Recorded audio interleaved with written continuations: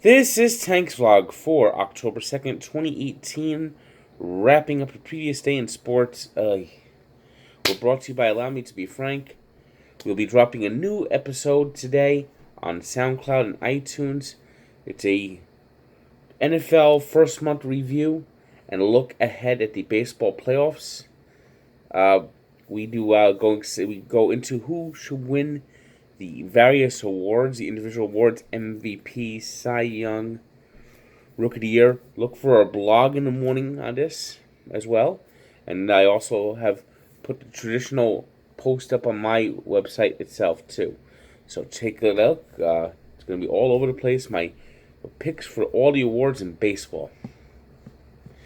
And baseball is the lead story today, as the first wild card game will take place tonight at Wrigley Field between the Cubs and the Rockies, in what is basically a consolation match, because both these teams played on Monday for the division series, for the division championships. The Cubs played earlier. And with these things being last minute, no one knew how these games are gonna come. Wrigley Field got a lot of people coming down from Wisconsin down there. From Milwaukee, and the Brewer fans came there ready to roll, and they rolled. Christian Yelich fell just short of winning the Triple Crown. He ended up being 2 home runs short because of events that happened later, and obviously the MVP, if you ask me. Obvious choice for MVP in the American National League is Christian Yelich. Batting crown, finished 2 behind the leader for home runs, 1 behind the leader in RBI. I mean, what a season he had. And of course, he had a RBI early in the game to give him the lead early. But there was unsung heroes. Orlando Arcia at 4 for 4. Ryan Braun. It's almost like he's been forgotten about. Former MVP. Had trouble with his PED suspension, but it's like he's almost forgotten about on this Brewers team.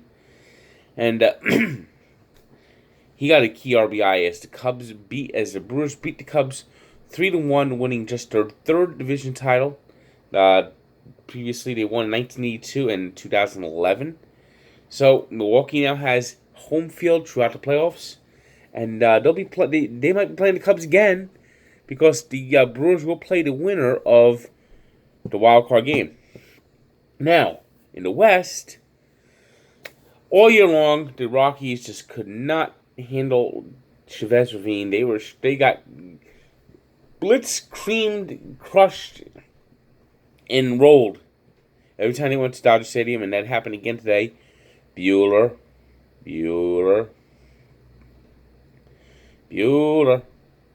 As Walker Buehler did not allow a hit into the 6th inning, went 6-2 dirt strong, striking out 3 and allowing just that 1 hit.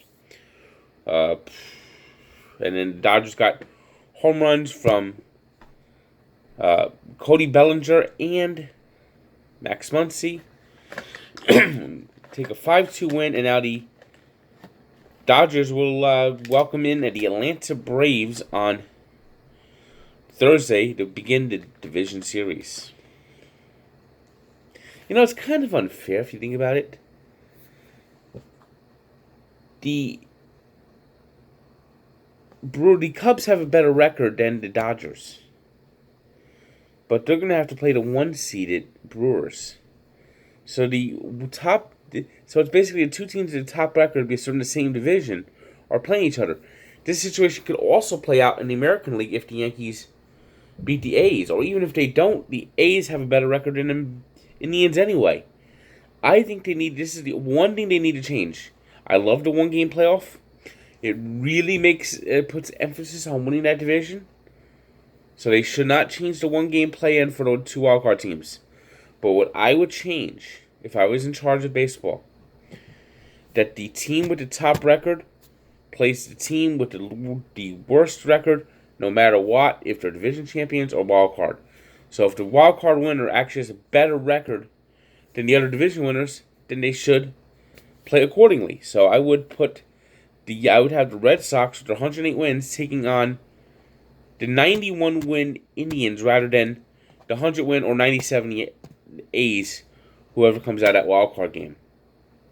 I mean, the Indians are not a slouch either in their own right, so it's not like any of the four remaining teams in the American League are going to be pushovers. But to me, it's just a fair way to do things. I mean, sure you want to make the as difficult as path as possible for the wild card team, but tell me this: the Brewers earned that division, earned the top record in the National League. Shouldn't they play the team with the weakest record, the team with the poorest record in the playoffs? That would be the Atlanta Braves. Something for you to ponder. So check my awards picks. I'll be doing it. I've decided to do it on my website and Barstool this year. So you'll be seeing the American League Awards will be published at 9, and the National League Awards will be published at 9:30. Check them out at barstoolsports.com.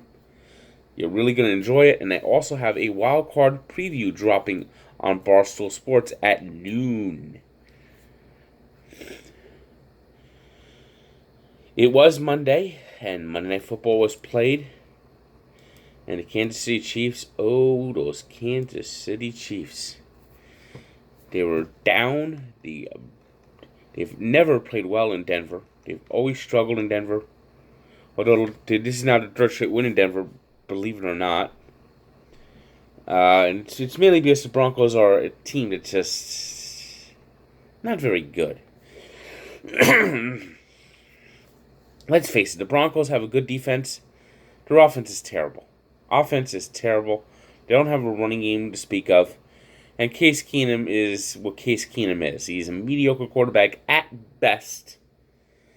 And you got that situation you had today where they had a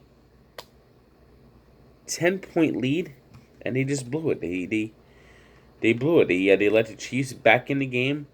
Patrick Mahomes is a magician. I mean, he's getting sacked and he's tossing the ball left-handed, and he makes a completion. That is some just off the wall. It's there's times you can tell a quarterback, whether he be a rookie or a starter or a veteran, you could just tell when he steps on the field, he has it. It's hard to describe what it is, but it's something that you seen when you first saw Dan Marino, or Brett Favre, or Peyton Manning, Tom Brady. Although Tom Brady's it came later, but Joe Montana had it. I mean, it's hard to describe it. Unless you see it, you can't describe it. And Patrick Mahomes has it. I mean, he's able to scramble. He's mobile, and those passes he throws. I mean, it's like he's throwing 100-mile-per-hour fastball. And he led them to 2 late touchdowns. The second one was scored by Kareem Hunt, who had a big day today, as the Chiefs remain unbeaten, 4-0, and the Broncos are 2-2. Some bad play calling by Vance Joseph. I mean, and at the end, the Broncos tried that hook and ladder that just didn't work.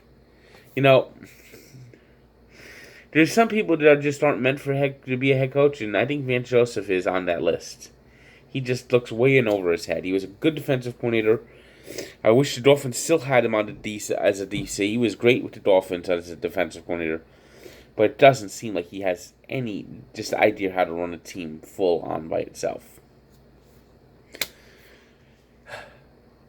Today's 3 stars are Walker Buehler, Kareem Hunt, and Orlando Arcia. Today's birthday shout-out goes to a Yankee who had a career year this year, Aaron Hicks, who turns 29. And we take a look back to 1978. I just need to say one thing. Red Sox fans, cover your ears. Bucky bleeping Dent. I mean, just the ultimate, moment in Yankee Red Sox rivalry, where this light hitting shortstop, 240 batter, had 4 home runs on the season going in. After fouling a ball on his ankle and getting a new bat, just hits one. And the ball off the bat, you thought it was gonna be a fly ball, and all you saw was these shrimps going back, back, back, back, back, and it just goes right on top of the monster. And the Yankees, of course, will go on to win the game 5-4 and win the division, go on to win the World Series. But it was 40 years ago today. Bucky Dent became a curse word in New England. So check out the full story at Barstool Sports. Check out my MVP, my award blogs when they get published this morning, 9 o'clock and 9:30. Be on Barstool at those times. Click away. And check out my wild card preview at noon. It's noon. And of course, go to SoundCloud and iTunes to listen to this week's Allow Me to Be Frank. Good day.